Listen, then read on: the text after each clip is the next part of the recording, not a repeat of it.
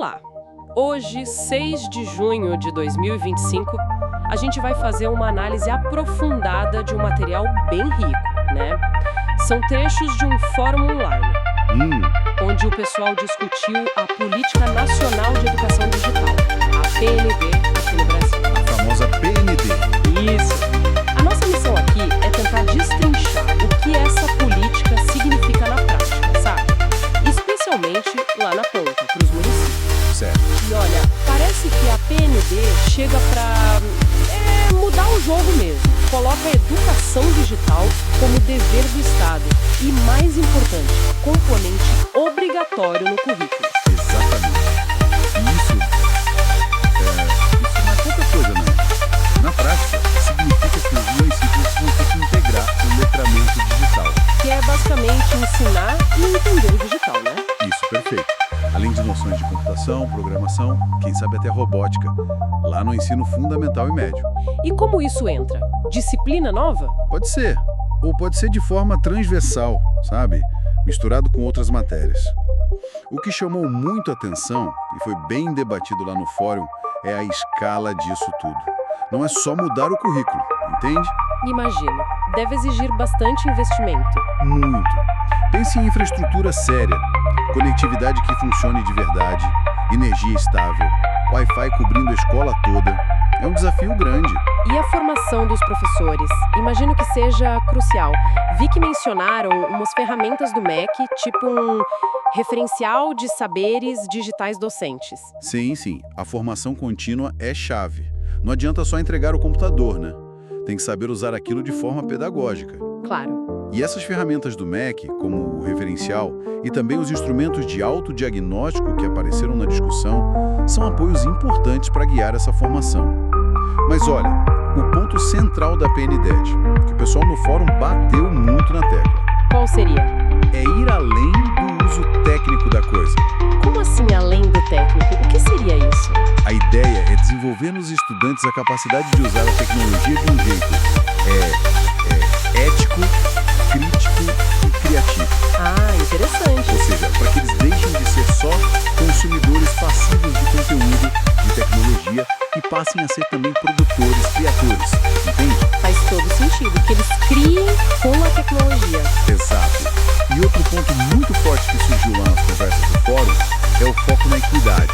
Tipo, como a gente garante que essa transformação digital na educação chegue também nas populações mais vulneráveis, aquelas que muitas vezes são as que mais precisam. Nossa, esse é o grande X da questão, né? Como garantir que chegue para todo mundo? Pois é, esse parece ser o grande desafio mesmo. E pelo que eu percebi lendo os trechos, a PNED não tá sozinha nessa, né?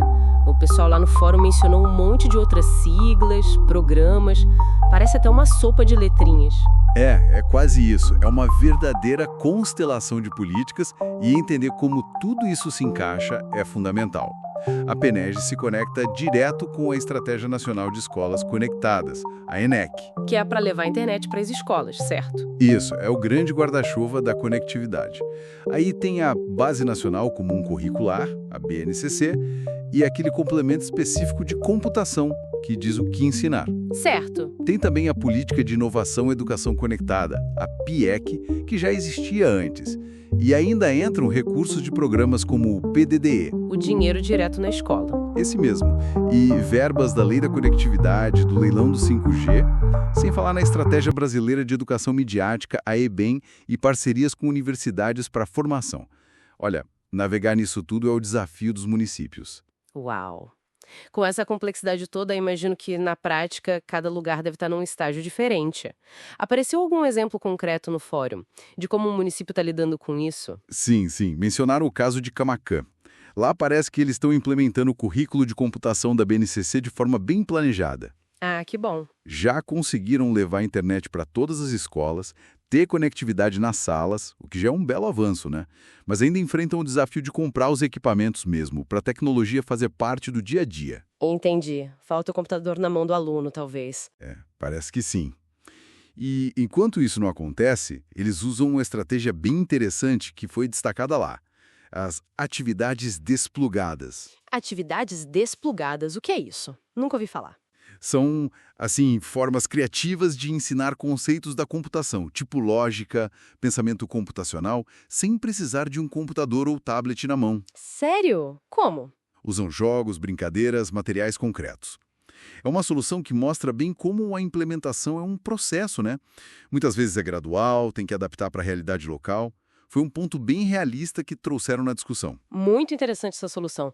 Mostra que o planejamento é chave, né? Não dá para esperar tudo perfeito. Com certeza. E a própria PN exige isso. Monitoramento, avaliação contínua, metas claras para saber se os objetivos estão sendo alcançados.